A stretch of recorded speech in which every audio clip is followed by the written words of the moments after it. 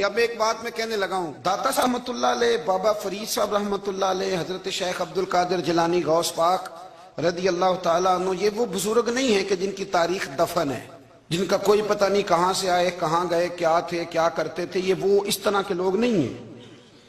ان لوگوں کا کلام اصل صورت میں آج بھی دنیا میں موجود ہے۔ بابا فرید کی تحریریں موجود ہیں، حضرت غوث پاک کی کتابیں موجود ہیں، داتا گنج بخش علی حجویری کی کشف المحجوب شاید دنیا کی ہر زبان میں ملتی ہے۔ اب میں جو بات کہنے لگا ہوں اس پر غور کرنا، اگر کشف المحجوب آپ پڑھے نا ساری، تو سب سے پہلے وہاں ملنگوں کا داخلہ بند ہوگا، کوئی ملنگ آپ کو نظر نہیں آئے گا، چونکہ داتا صاحب کی تعلیمات بالکل اس کے برعکس ہیں۔ فوری طور پر وہاں عورتوں کا داخلہ بند ہوگا، چونکہ داتا صاحب کی تعلیمات اس کے بالکل برعکس ہیں۔ میلے ٹھیلے یہ ساری چیزیں وہاں بند ہوں گی، یہ کوئی کہیں نہیں داتا صاحب نے کہا کہ پنڈی سے پیدل آنا بڑے بڑے جھنڈے اٹھا کے اور میرے مزار پہ حاضری دینا، داتا صاحب اس کے مخالف ہیں، اس لیے کہ وہ کوئی ایسی چیز تو نہیں کہ وہ دفن ہے۔ داتا علی حجویری کی تعلیمات تو لکھی ہوئی ہیں، کتاب موجود ہے، اور ہر چیز کا انہوں نے بیان کر دیا اس کے اندر۔ علم سے شروع ہوئے ہیں وہ، علم، عمل، فقر۔ داتا صاحب نے تو کھانے کے آداب بھی بیان کیے، داتا صاحب نے چلنے کے آداب لکھے ہیں کشف المحجوب کے اندر، داتا صاحب نے بولنے کا شریعت میں کیا طریقہ وہ بھی بیان فرمایا۔ داتا صاحب نے تو کوئی ایسی چیز نہیں ہے جو آپ کہیں کہ باہر سے لے کے جانی پڑے۔ مسئلہ تو یہ ہے کہ یہ جو کچھ ہو رہا ہے، ایک آدمی ان کی قبر سے پھول اٹھاتا ہے اور وہ کسی کے گلے میں ڈالتا ہے تو اس کا بھی اسے 400-500 روپیہ نذرانہ چاہیے۔ یہ کہاں لکھا ہے داتا صاحب نے؟ کس کتاب کا حصہ ہے؟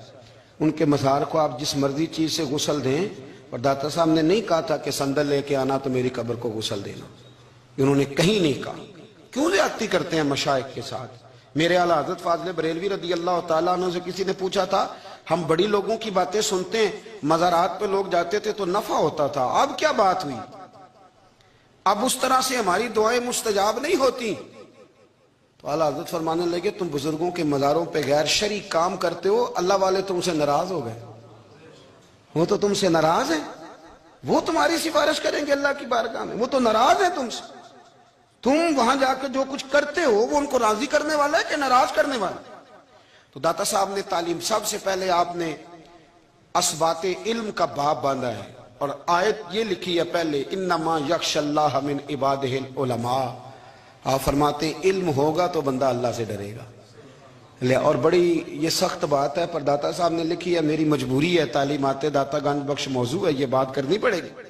داتا صاحب کہتے ہیں جو بندہ بغیر علم کے فقیری کا دعویٰ کر جائے وہ اسی طرح ہے جس طرح کنویں کے گرد بیل پانی نکالنے کے لیے گھوم رہا ہوتا ہے، وہ چلتا تو رہتا ہے پر اس کی منزل کوئی بھی نہیں ہوتی، وہ گھومتا تو رہتا ہے پر اسے نتیجہ کوئی ملتا نہیں۔ فرماتے ہیں وہ اس بیل کی طرح ہے کہ گھومتا تو رہے گا پر کوئی منزل اسے میسر نہیں آئے گی۔ اگر کوئی منزل لینا چاہتا ہے تو پہلے اللہ کی کتاب پڑھے اور مدینے والے محبوب کی حدیث یاد کرے، پھر اسے منزل نصیب ہوگی، ورنہ اس کے لیے کوئی رستہ تعین ہو سکتا۔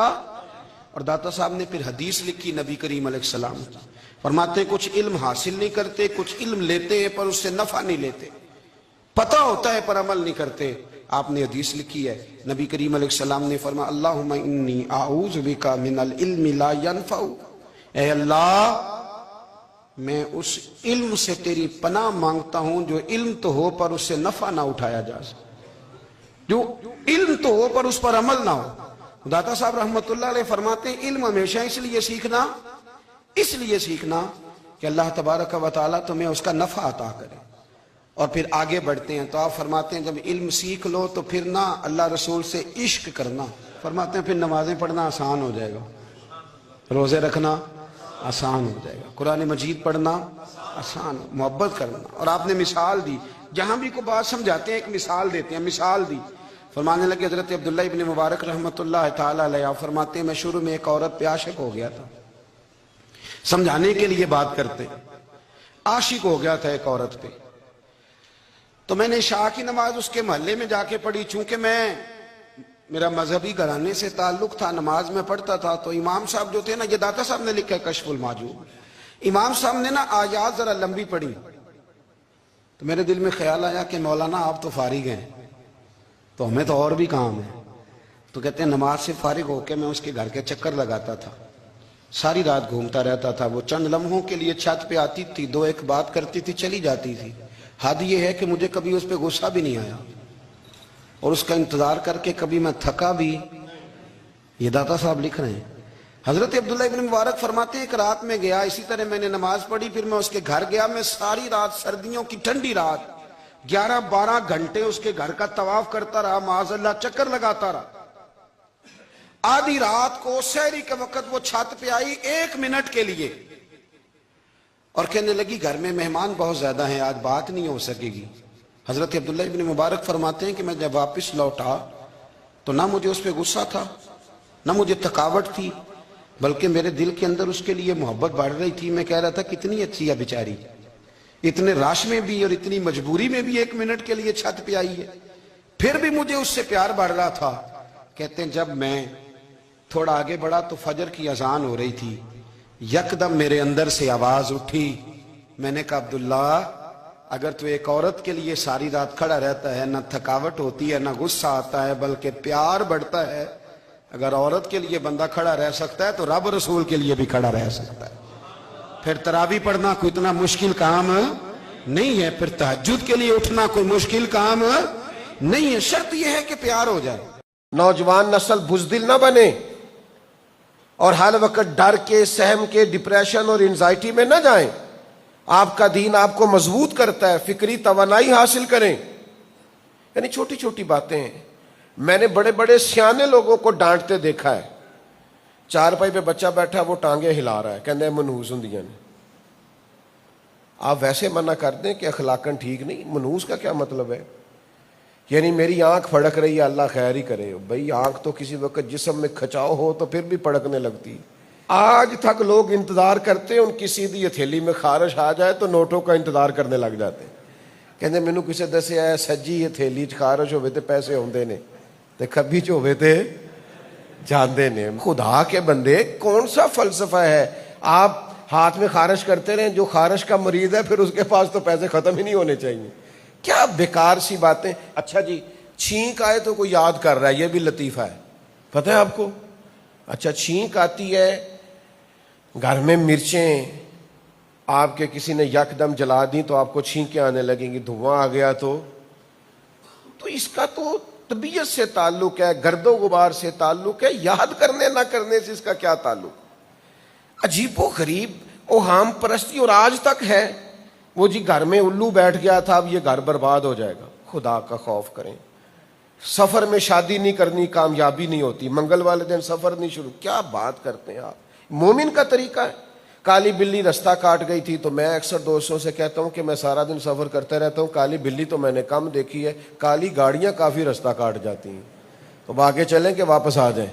تو یہ سب اوہام پرستی ہے، اس کو سمجھ لیں اچھے طریقے۔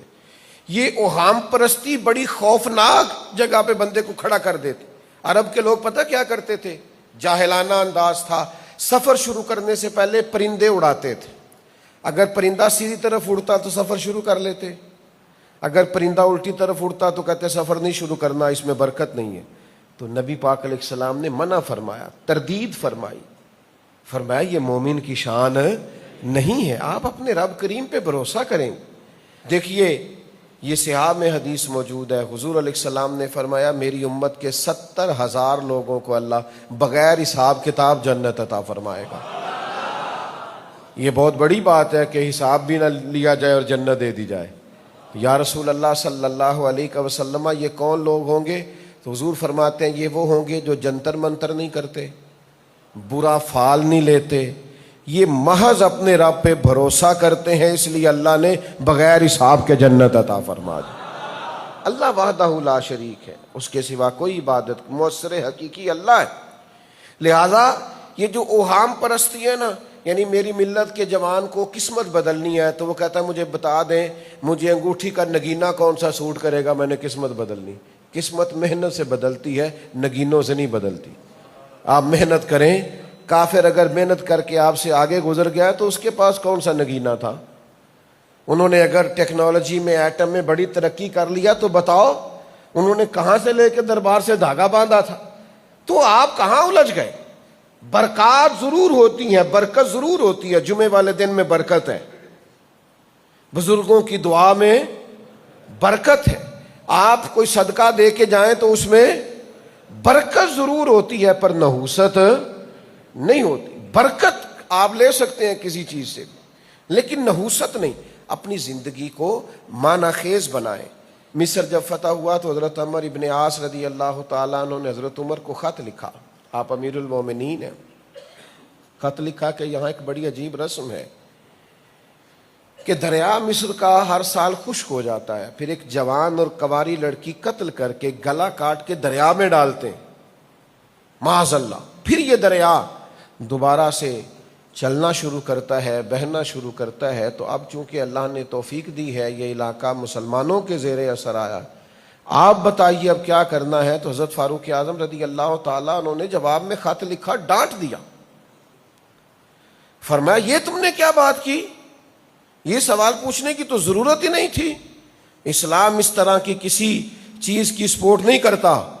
ایک خط لکھا حضرت عمر نے حضرت عمر بن عاص کے نام، اور ایک خط لکھا دریا کے نام، فرمایا دریا اگر تو اللہ کے حکم کے بغیر چلتا تھا تو ہمیں تیرے پانی کی ضرورت نہیں، ہم کوئی بچی قتل کر کے تیرے اندر نہیں ڈالیں گے، اور اگر تو اللہ کے حکم سے چلتا تھا تو پھر عمر حکم دیتا ہے چلنا شروع کر دے۔ حضرت عمر کا خط دریا میں ڈالا، وہ دریا ایسا چلا کہ آج تک چلتا ہی چلا جا رہا ہے۔ تو آپ اپنے رب پر بھروسہ کریں گے، آپ اپنے اللہ پر توکل کریں گے۔ حضرت مالک بن دینار رحمۃ اللہ تعالی علیہ بڑے لوگوں میں سے ہیں، اللہ تبارک و تعالی نے بڑے درجات عطا فرمائے، اہل طریقت میں، اہل تصوف میں، اہل علم و عرفان میں بڑا نام رکھتے ہیں۔ ایک یہودی کے ہمسائے تھے، شاہ فرید الدین عطار رحمۃ اللہ علیہ نے تذکرۃ الاولیاء میں لکھا ہے۔ آپ کبھی کیفیت دیکھیں سامنے والے کے رویے کی اور ان کے رویے کی۔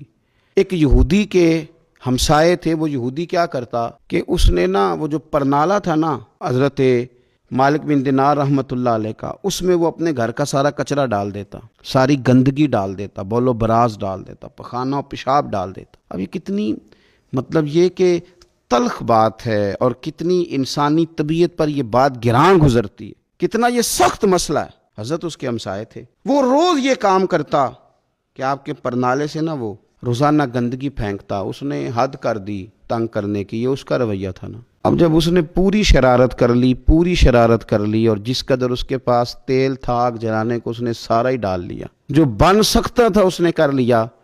اب تنگ آ گیا جب کہ یار یہ تو بولتے ہی نہیں۔ تو مالک بن دینار رحمۃ اللہ علیہ سے ملا اور ملاقات کر کے کہنے لگا، وہ آپ کے ہاں روز کچرا جاتا ہے تو آپ نے کبھی کچھ کہا نہیں۔ فرمانے لگے کہنا کیا ہے، تم پڑوسی ہو، پڑوسیوں کے حقوق ہوتے ہیں، میں نے ایک جھاڑو رکھ دیا ہے، ایک برتن رکھ دیا ہے، وہ جب کچرا آتا ہے تو میں اٹھا کر کے باہر پھینک دیتا ہوں، ذہن بنا لیا ہے کہ یہ روز آئے گا اور روز میں نے پھینکنا ہے۔ اللہ اکبر۔ وہ شخص کہتا ہے کہ تقریر نہیں کر رہے تھے حضرت، خطاب نہیں کر رہے تھے، میری اور حضرت کی گفتگو ہو رہی تھی۔ جب فرمایا کہ رکھ دیا ہے میں نے، اور میں نے طے کر لیا ہے کہ اس کو کچرے کو روز آنا ہے، گندگی کو روز آنا ہے، اور میں نے اٹھا کر کے باہر پھینکنا ہے، تو فٹافٹ پوچھتا ہے، کہتا ہے حضرت یہ آپ نے کہاں سے سیکھا ہے؟ فرمایا اللہ کے قرآن سے۔ حضرت مالک بن دینار سے کہتا ہے کہاں سے سیکھا؟ فرمایا اللہ کے قرآن سے، اللہ کے قرآن سے سیکھا ہے۔ رب فرماتا ہے والقاظمین الغیظ والعافین عن الناس، وہ لوگ جو غصے کو پی جاتے ہیں اور لوگوں سے درگزر کرتے ہیں، واللہ یحب المحسنین، اللہ ان نیک لوگوں سے محبت فرماتا ہے۔ والقاظمین الغیظ، وہ لوگ جو غصہ پی جاتے ہیں، والعافین عن الناس، اور لوگوں سے درگزر کرتے ہیں، واللہ یحب المحسنین، اللہ ان نیکوں کاروں سے محبت کرتا ہے۔ میں نے یہ رب کے قرآن سے سیکھا ہے کہ غصہ پی جانا ہے، لوگوں کو معاف کرنا ہے، تاکہ رب تو پیار کرے نا۔ اب آپ نقطے کو سمجھے، صوفی کا ذہن کیا ہے، درویش بتاتے کیا ہیں، فرماتے ہیں تو سمجھ درگزر تجھے کر رہا ہوں، غصہ میں پی رہا ہوں، لیکن لالچ میرا یہ ہے کہ میرا رب مجھ سے پیار کرے، اللہ کی محبت میں یہ کر رہا ہوں کہ مالک مجھ سے پیار کرے۔ ہمارا تو مطمع نظر ہی رب کو راضی کرنا ہے، اللہ پیار کرے۔ اس نے جب کیفیات دیکھی میں نے کہا لہجوں کو نرم کر دیتے ہیں، جب یہ رنگ دیکھا تو حضرت مالک بن دینار کا ہاتھ پکڑ کے آنے لگا، پڑھائیے کلمہ، میں بھی مسلمان ہو جاتا ہوں، تاکہ دین کی یہ خوبصورت تعلیمات میرے اندر بھی اتر جائیں۔